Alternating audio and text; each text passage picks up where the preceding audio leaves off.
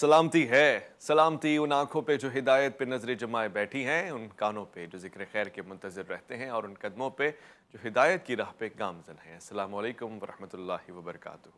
تمام تعریفیں خدائے بزرگ و برتر کے لیے جو وحدہ لا شریک ہے، نہ کوئی ثانی ہے نہ کوئی ہمسر ہے۔ درود لا محدود محبوب رب الودود، راحت العاشقین مراد المشتاقین حضرت محمد مصطفیٰ، آپ کی آل پاک، آپ کے جانثار انصار اور اصحاب پر درمن۔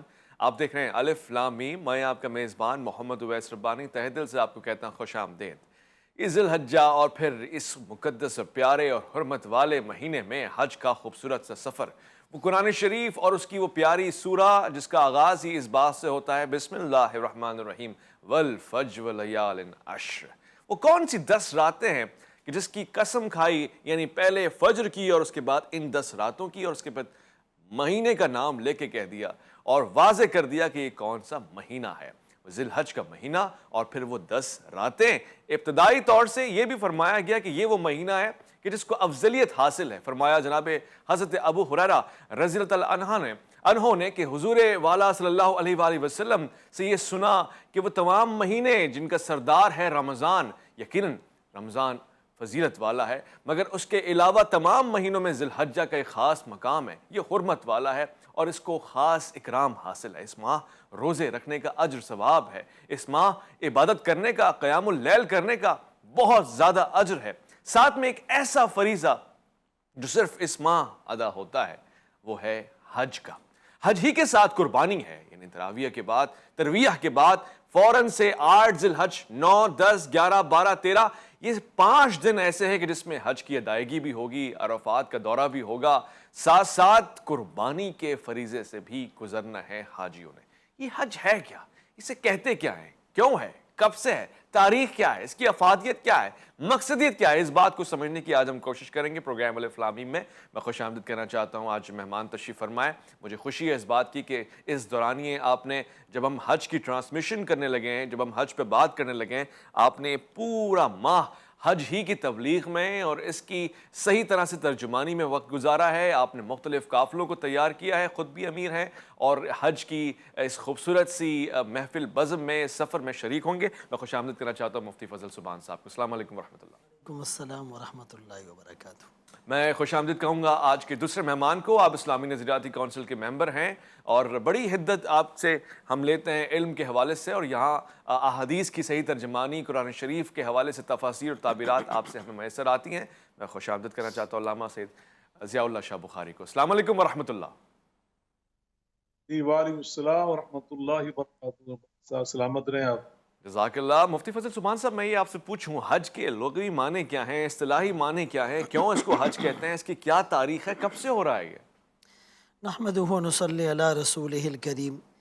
دیکھیں، حج کے لغوی معنی قصد اور ارادہ کرنا، اور در حقیقت یہ جو اسلام ہے تو ارکان خمسہ کا ایک فلسفہ ہے کہ پہلے انسان کلمہ پڑھ کر اپنی زبان سے اللہ کو راضی کرنے کی کوشش کرتا ہے، پھر اس کے بعد نماز میں اللہ کے سامنے تعظیماً جھک جاتا ہے خشوع اور خضوع کے ساتھ، اور پھر زکوٰۃ میں اپنا مال بھی راہ خدا میں نچھاور کر دیتا ہے، پھر اللہ کی محبت کو پا لینے کی خاطر یہ بھوک پیاس برداشت کرتا ہے جس میں روزہ ایک فلسفہ اور حکمت ہے، اور آخر میں جو بالکل آخری اسٹیج ہوتا ہے کہ اپنے محبوب کو راضی کرنے کے لیے آدمی گھر بار چھوڑ دے اور اپنے سر سے ٹوپی اور پگڑی اور گھڑی اور برانڈڈ چیزیں اتار کر جب یہ درویشانہ، کلندرانہ، عاجزانہ، مستانہ، والہانہ، ہمدردانہ، مخلصانہ، محسنانہ، محبانہ طور پر جب یہ نکل پڑتا ہے تو لاکھوں لوگ جب احرام کی حالت میں جو کفن نما 2 چادریں ہیں، اور جب یہ مینا میں اور عرفات میں اور مزدلفہ میں جب یہ تلبیہ پڑھتے ہیں، لبیک اللہم لبیک لبیک لا شریک لک لبیک ان الحمد والنعمت لک والملک لا شریک لک، تو اللہ کی رحمت جوش میں آتی ہے۔ گویا کہ جتنی جسمانی اور مالی عبادتیں ہیں اس کا اگر مجموعہ اور ماحصل دیکھا جائے تو وہ حج ہے۔ اس میں آپ کی جسمانی، آپ کی مالی ساری عبادتیں یکجا ہو گئی ہیں۔ اسی لیے فرمایا کہ یوم عرفہ کو شیطان اپنے سر پر مٹی ڈال کر اور جھاڑ کر چیختے چلاتے ہوئے کہتا ہے کہ ہائے میں برباد ہو گیا، میری محنت رائے گاہ چلی گئی، اس لیے کہ ان تمام گناہگاروں کو اللہ کریم معاف فرما دیتے ہیں اور وہ رحمت کے سمندر میں وہ غوطہ ہو جاتے ہیں۔ تو حج کا جو اصل مقصد ہے وہ یہ ہے کہ انسان کسی طرح کی قربانی سے بھی دریغ نہ کرے۔ دیکھیں وہ جو جانور ذبح ہو رہا ہے اس کے پیچھے فلسفہ کیا ہے کہ ابراہیم علیہ السلام نے اپنے بیٹے کو ذبح کرنا چاہا تھا اللہ کے حکم سے، تو ضرورت پڑنے پر ہم جانور کی طرح اولاد کو اور اپنی خواہشات کو بھی قربان کر لیں گے۔ تو اصل جو حج ہے وہ اس فلسفے کا نام ہے۔ سبحان اللہ، اصل حج اس فلسفے کا نام ہے، ایثار اور قربانی ساتھ ساتھ۔ میں علامہ ضیاء اللہ شاہ بخاری صاحب یہ جاننا چاہتا ہوں کہ حج کی استطاعت سے مراد کیا ہے؟ یہ جسمانی استطاعت ہے، مالی استطاعت ہے، فکری استطاعت ہے؟ کون لوگ ہیں جن پہ حج فرض ہوتا ہے اور ان کو کرنا ہے؟ الحمدللہ رب العالمین والصلاة والسلام علی سید المرسلین وعلی آلہ الطیبین الطاہرین وصحبہ المکرمین الاجمعین، اما بعد۔ بھائی ربانی صاحب، اللہ آپ کو اور آپ کے ادارہ جی ٹی وی کو اجر عظیم عطا فرمائے کہ آپ نے حج بیت اللہ جیسے اہم فریضے کی مناسبت سے ایک بہت خوبصورت ایمان افروز، روح پرور، دل آویز اور ایمان افروز پروگرام کا اہتمام کیا۔ اور ابھی آپ نے اس حوالے سے میں سمجھتا ہوں انٹرو میں اور پھر حضرت مولانا مفتی فضل سبحان صاحب نے بہت خوبصورت انداز سے بعض پہلوؤں پر روشنی ڈال دی۔ تو ابھی آپ کے سوال کے تناظر میں آپ نے ارشاد فرمایا، اس کا اللہ تعالیٰ نے خود ارشاد فرمایا قرآن مجید فرقان حمید میں، ارشاد رب العالمین ہے وَلِلَّهِ عَلَى النَّاسِ حِجُّ الْبَيْتِ مَنِ اسْتَطَاعَ إِلَيْهِ سَبِيلًا وَمَنْ كَفَرَ فَإِنَّ اللَّهَ غَنِيٌّ عَنِ الْعَالَمِينَ۔ یقیناً جس مسلمان پر استطاعت ہوتی ہے بیت اللہ کرنے کی، اس پہ حج فرض ہو جاتا ہے زندگی میں ایک بار۔ جیسے حدیث پاک میں آتا، آپ ارشاد فرما رہے تھے کہ تم پر حج فرض ہے، تو ایک صحابی نے اٹھ کر عرض کی اللہ کے رسول کیا ہر سال ہے؟ تو آپ نے خاموش کی، اس نے پھر سوال کیا، میں آپ نے ارشاد فرمایا اللہ کے میں کوئی بات کر رہا ہوتا ہوں تو اس طرح سوال نہ اٹھایا کرو، اگر میرے منہ سے ہاں نکل جاتا تو ہر سال تمہارے اوپر فرض ہو جاتا، پھر تم طاقت۔ تو یقیناً پاس رحمت اللہ علیہ تھے، بالمؤمنین رؤوف الرحیم کی آپ کی شان تھی۔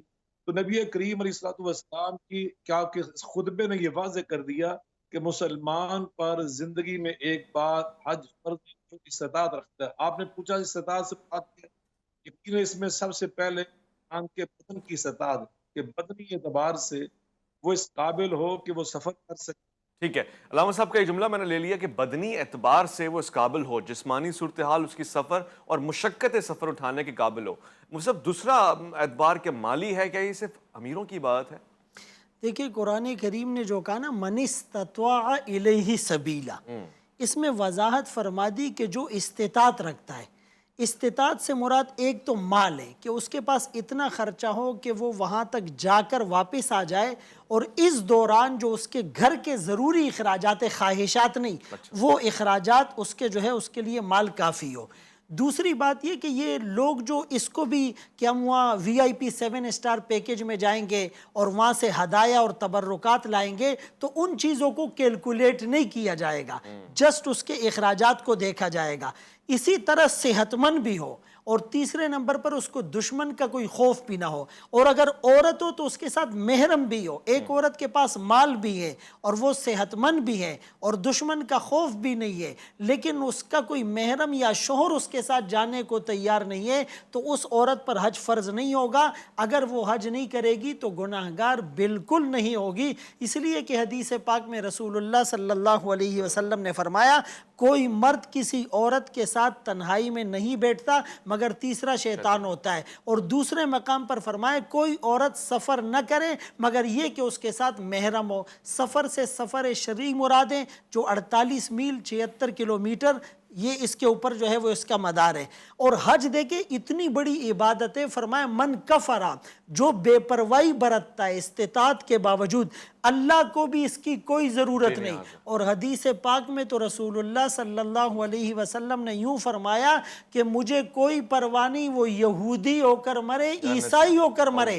یہ جو من کفرا ہے، اشارہ کر دیا اس بات کی طرف کہ یہ کافرانہ روش تو ہو سکتی ہے، مسلمانانوں کی روش نہیں ہو سکتی۔ اور جب یہ فضائل سامنے ہو، فرمایا کہ جب کوئی آدمی حج کرتا ہے اور وہ حج قبول ہو جاتا ہے تو وہ ایسے پاک صاف ہو کر لوٹتا ہے کہ جیسے اس کی ماں نے اس کو جنا، اس کے بدن پر کوئی گناہ نہیں تھا۔ اور فرمایا حج کرنے والے تو اللہ کے وفد اور مہمان بن کر آتے ہیں، یہ دعا کرتے ہیں اللہ قبول فرماتے ہیں، یہ استغفار کرتے ہیں اللہ بخشش فرماتے ہیں۔ آقا نے تو فرمایا اللہم اغفر للحاج، اے اللہ حاجی کی بھی بخشش فرما، اور جس کے لیے حاجی بخشش کی دعا مانگے اس کی بھی بخشش فرما۔ سبحان اللہ، سبحان اللہ، کیا خوبصورت بات ہے۔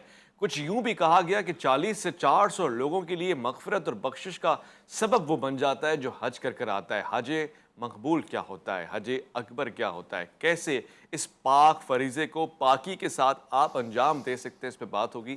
لوٹ کر آئیں گے، ایک مختصر سا وقفہ الف لام میم میں آپ کا انتظار ہے۔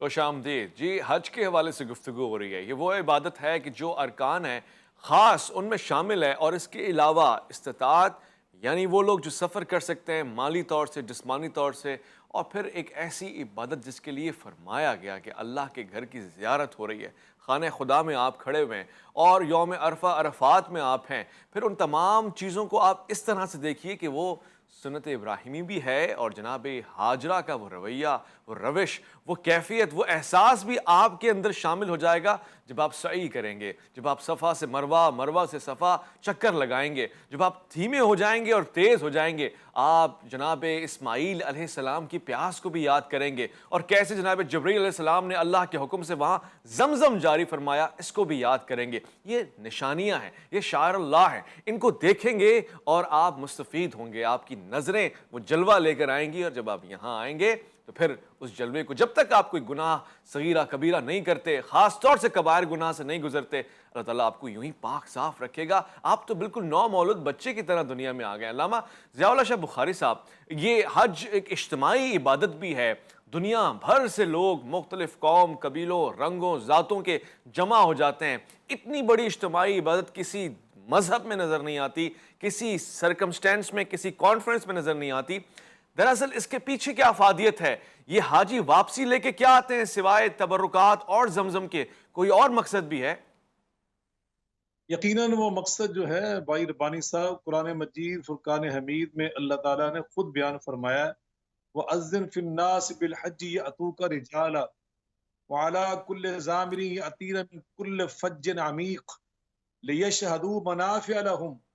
اے میرے ابراہیم خلیل اللہ علیہ السلام، آپ اعلان کرنے لوگوں میں کہ آؤ بھی حج بیت اللہ تیار ہو چکا کہ حج کرو، تاکہ وہ آ کر لیشہدوا منافع لہم، وہ دور دراز سے آئیں گے اور اتنے سال کا سفر طے کر کے آئیں گے کہ چل کر ان کی سواریاں دبلی پتلی ہو جائیں گی، اور یہاں آ کر وہ کیا حاصل کریں گے؟ جیسے آپ نے پوچھا سے تبرکات ہی لے کر جائیں گے۔ یقیناً تبرکات بھی بہت ایک نفع کی اشیاء اور امور ہیں۔ جب زمزم کی بات کر رہے تھے، نبی پاک صلی اللہ علیہ وسلم نے فرمایا کہ ماؤ زمزم، کہ زمزم کا پانی عام پانی نہیں ہے، جس مرض سے بھی شفا کی نیت سے پیو گے، میں زبان نبوت سے تمہیں اس بات کی گارنٹی دے رہا ہوں، اللہ تمہیں اس بیماری سے نجات عطا فرما دے گا۔ سبحان اللہ۔ کرانے لیکن شادو منافع لہم، وہ بڑے بڑے منافع، ان میں ایک منفعت وہی ہے جو بھی آپ بیان کر رہے تھے۔ اور علامہ اقبال رحمۃ اللہ علیہ نے اس حوالے سے فرمایا کہ عرب کے سوز ساز عجم، عرب کے سوز میں ساز عجم ہے، حرم کا راز توحید امم ہے۔ مفتی صاحب ارشاد فرماتے ہیں کہ اس میں آپ دیکھ، کوئی افریقہ سے آیا، کوئی امریکہ سے آیا، کوئی ایشیا سے گیا، کوئی ممالک کے لوگ، کوئی عربی، کوئی فارسی، لیکن سب کی زبان پر ترانہ ایک ہی ہے، سب ایک پڑھ رہے ہیں، لبیک اللہم لبیک، لبیک لا شریک لک لبیک، ان الحمد والنعمت لک والملک لا شریک لک۔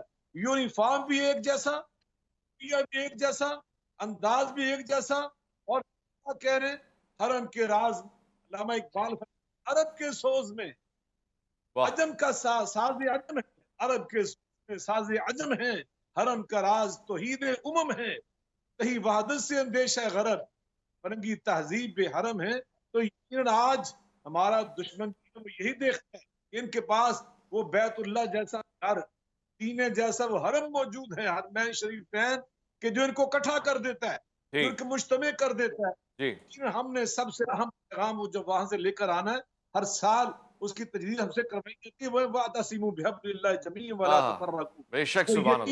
یہ واحدہ ایک امت ہے، ہم نے ایک امت کا سبق لے کے وہاں سے پلٹنا ہے. اور دوسری بات، ہمیں وہاں جا کر دوسرا جو دینی نفع حاصل ہوتا ہے وہ کیا ہوتا ہے؟ اللہ اکبر، وہ ایک دوسرے کے مسائل سے آگاہی ہوتی ہے. ہم نے ایک امت کی حیثیت سے نبی علیہ الصلوۃ والسلام نے فرمایا اللہ مثل المؤمنین فی توادہم وتعاطفہم وتراحمہم کمثل الجسد الواحد اذا اشتکا منہ عضو تداعی بے سائر شک الجسد. فرمایا میری امت کے تمام افراد کی مثال بدن کی مثال ہے.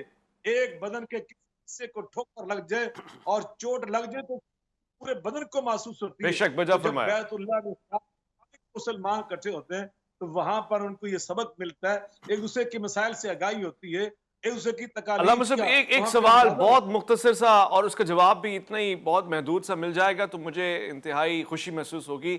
یہ اگر میں غلط ہوں تو میری تصحیح کیجیے گا، مگر افسوس کی بات ہے اور ایسا دیکھا بھی گیا ہے کچھ ایسے بھی لوگ ہیں جو حرمین شریفین میں بھی اور حج جیسی بڑی عبادت میں بھی اجتماعیت کو ترجیح نہیں دیتے. اپنی نماز اور پھر امام کعبہ کے پیچھے کھڑے ہونا، خطبہ سننا، اس سے اجتناب کرتے ہیں. وہاں بھی انفرادیت اور یوں سمجھنے کہ فرقہ واریت کی فضا اب بنانے کی کوشش کر رہے ہوتے ہیں. یہ ٹھیک ہے، مناسب ہے؟ ہے. انتہائی بد نصیبی ہے، انتہائی حج بیت اللہ کے مقاصد سے انحراف ہے. دیکھیے نبی کریم علیہ الصلوۃ والسلام نے تو ہمیں یہ سبق دیا ہے. آقا فرماتے ہیں کہ صلو خلف کل بر و فاجر، نیک تو نیک ہوتا ہے، کوئی فاجر سے فاجر تو اس کے پیچھے نماز ہو جاتی چاہے جائے کہ امام بیت اللہ ہو اور امام مسجد نبوی ہو. اگر ہماری نماز وہاں پہ نہیں ہوتی اور ان کے پیچھے نماز نہیں ہوتی تو پھر ہماری نماز ہوگی کہاں پر؟ یہ تو انتہا درجے کی بد نصیبی ہے. تو یقیناً ہمیں اس رویے کو ترک کرنا ہوگا اور اس فضا کو اور اس بہت ذہنیت خوب، کو جو ہم خود بناتے ہیں اور لوگوں کے اندر پھیلاتے ہیں اس کو ہمیں ختم کرنا ہوگا. بہت خوب. میں اس حوالے سے یہ بات کہ میں نے بھی دیکھی ابھی سعودی عرب میں ایران کے اندر وہ جو آپس میں غلط فہمیاں تھی الحمدللہ وہ بھی دور ہو چکی ہیں. ابھی میں سعودی عرب میں ابھی آج میں نے آ کے خطبہ جمعہ دیا ہے تو میں نے آج آپ کو بتاتا ہوں کہ میں نے وہاں پہنچ کر کیا دیکھا کہ ایران کے حاجی وہاں پہ پہنچ چکے ہیں اور جس جذبے کے ساتھ اور جس احترام اور محبت اور اخوت کے جذبات کے ساتھ ان کا وہاں پہ استقبال کیا گیا، میرا اس کو دیکھ کر دل خوش ہوا. اور ایران کے جو ہمارے اکابر انہوں نے بھی جس انداز سے تربیت دے کر انہوں نے کو وہاں پہ بھیجا ہے وہ یہی کہ آپ نے نمازیں وہاں ان کے ساتھ پڑھنی اور میں شریف ہے باجماعت نماز ادا کرنی. آپ نے ٹھیک ہے، امام حج یقیناً ہمیں یہ سبق دینا چاہیے اور ہمیں اسی دس پر اسی پر ٹھیک ہے، امت کے اتحاد کی کوشش کرنی. ٹھیک ہے، بالکل بجا فرمایا. علامہ صاحب میں نے اس پہ مزید سوال جواب کرنے ہیں، کچھ فقہی شرعی مسائل بھی ہیں، میں مفتی صاحب سے استفادہ کروں گا. وہ جو حاجی ہیں وہ جو اس سفر پہ روانہ ہو رہے ہیں یقیناً کچھ لوگ پوچھنا چاہتے ہوں گے. ایک مختصر سے میں وقفہ لوں گا اور وقفے کے بعد جب میں لوٹ کر آؤں گا تو وہ شرعی سوالات اپنی معلومات کے لیے اور ان لوگوں کے لیے جو حج پہ روانہ ہو رہے ہیں ان کو ان مسائل سے آگاہی اور شعور مل جائے، اس پہ بات ہوگی. الف لام میم میں آپ کا انتظار ہے.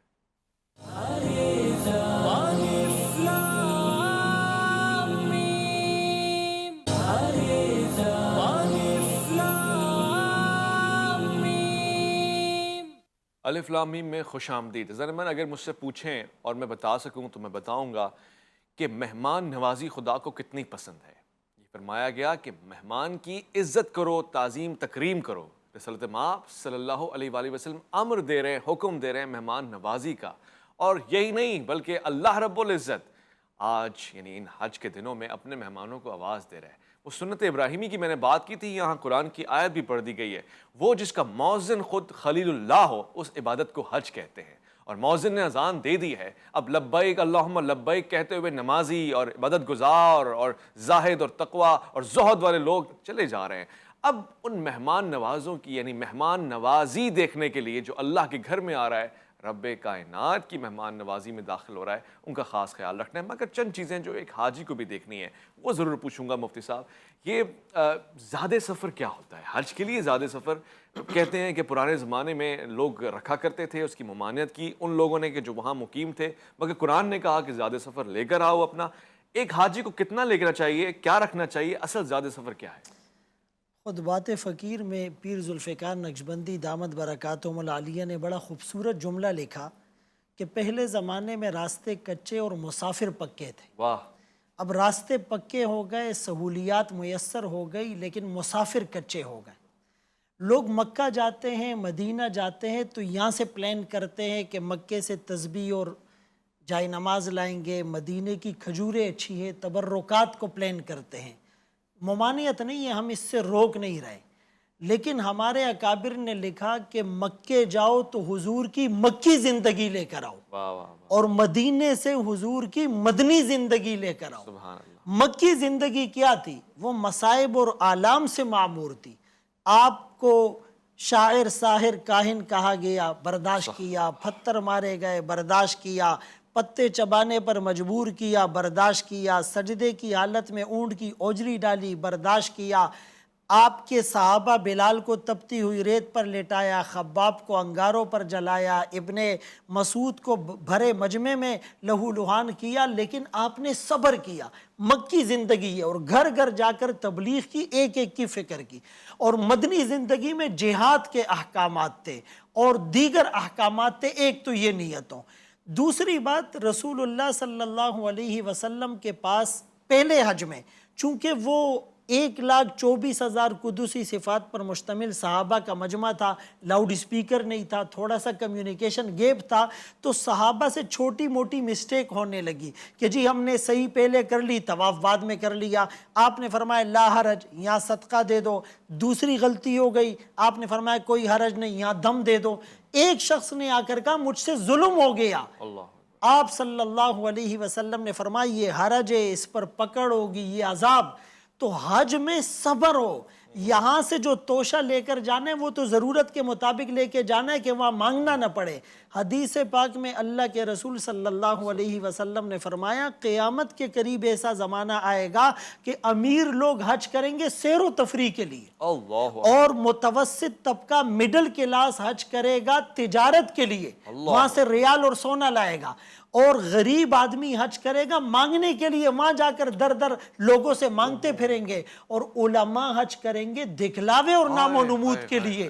ایک تو ہم اپنی نیتوں کو ٹٹولے، فرمایا وَتَزَوَّدُوا فَإِنَّ خَيْرَ الزَّادِ التَّقْوَى، اصل جو توشہ ہے وہ تو تقوی کا ہے۔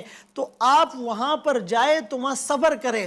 عمر بن عبدالعزیز رحمۃ اللہ علیہ نے عرفات کے میدان میں خطبہ دیا اور کہا لیس السابق من سبق بعیرہ او فرسو، ریس جیتنے والا وہ نہیں جس کا گھوڑا یا اونٹنی پہلے نکل جائے، اصل جیتنے والا وہ ہے جس کی بخشش ہو جائے۔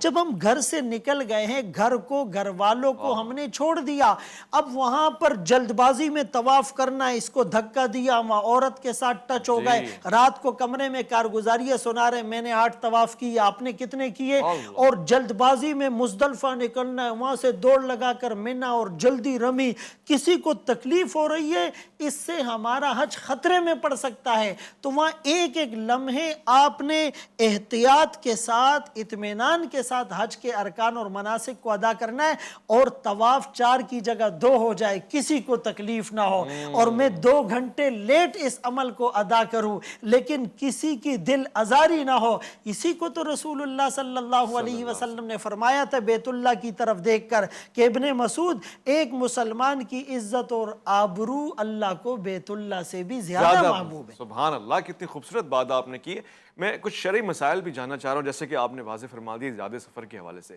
اچھا، وہ لوگ جو 15 سے زیادہ دن کے لیے قیام تو کرتے ہیں مگر مکہ مدینہ، مدینہ مکہ، بڑا عمرہ، اس طرح سے سفر میں رہتے ہیں، ان کے لیے نماز قصر ہوگی یا اس کے علاوہ کوئی اور حکم ہے؟ دیکھیں، یہ معرکۃ الآراء اور مختلف فی مسئلہ ہے۔ اس اختلاف کی بیسک یہ ہے کہ مکہ اور منی ایک ہے یا الگ الگ ہے۔ تو جو حضرات کہتے ہیں کہ مکہ الگ ہے اور منی الگ ہے، تو اگر آپ نے مکے میں 15 دن سٹے ہے آپ کا، صرف مکہ میں، یعنی آپ مینا کو شامل نہ کریں، تو مکے میں آپ مقیم ہو گئے، مینا میں مقیم نہیں ہوئے، وہاں آپ سفرانہ نماز پڑھیں گے قصر کی۔ لیکن سعودی حکومت کے نزدیک اور دارالعلوم کراچی کا جو فتویٰ ہے کہ مکہ اور مینا ایک ہو گیا ہے، وہاں کی گورنمنٹ بھی اس کو ایک کنسیڈر کرتی ہے، تو اگر مکہ اور مینا میں ٹوٹل آپ کا سٹے 15 دن کا ہے، ایک ساتھ 15 دن کا سٹے، تو آپ مقیم ہو گئے۔ جب آپ مقیم ہو گئے تو آپ کو پوری نماز پڑھنی پڑے گی۔ پوری پڑھنی پڑے گی۔ جی ٹھیک ہو گیا۔ اچھا یہ بھی ایک شرعی مسئلہ ہے، اس کا بھی جواب مل جائے تو اطمینان ہو جائے۔ بہت سے لوگ قرآن اندازی میں حج نکل آتا ہے، اس وقت ان پہ واجب ہو نہ ہو، پھر ایک ٹائم ایسا آیا کہ ان پہ واجب ہو گیا، اب وہ کریں گے یا وہ قرآن اندازی والا حج باقی رہے گا ان کا؟ دیکھیں، بالغ ہونے کے بعد اگر حج ہو جائے تو حج فرض ہو جاتا ہے۔